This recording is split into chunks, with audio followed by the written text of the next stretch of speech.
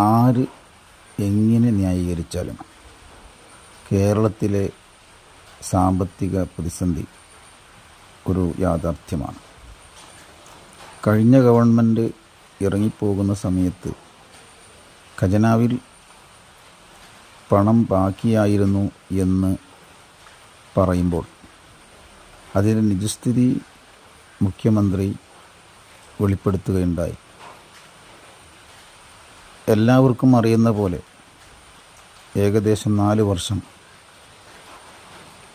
Government ജീവനക്കാർക്കും പെൻഷൻകാർക്കും ഒരു പൈസ പോലും DA നൽകാതെ എല്ലാം കുടിശ്ശികയാക്കി വെച്ച് സാമ്പത്തിക പരാധീനത വിളിച്ചു പറഞ്ഞുകൊണ്ടിരുന്ന മുൻ ധനകാര്യമന്ത്രി തൻ്റെ കഴിഞ്ഞ കാലം മറന്നുപോകുന്നു എന്ന് സംശയിക്കേണ്ടിയിരിക്കുന്നു. ധവളപത്രം പുറത്തു വന്നപ്പോൾ വാചാലനാകുന്ന അദ്ദേഹം എത്ര കോടി ഏതെല്ലാം മേഖലയിൽ ബാക്കി വെച്ചാണ് ഇറങ്ങിപ്പോയത് എന്ന് പറയുന്നില്ല.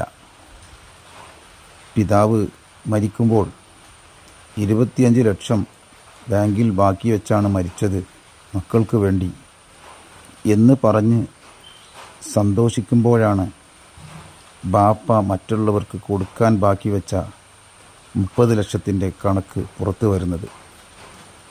കേരളത്തിലെ ജനങ്ങൾ ബുദ്ധിമാന്മാരാണ്, വിദ്യാഭ്യാസമുള്ളവരാണ്, ചിന്തിക്കുന്നവരാണ്.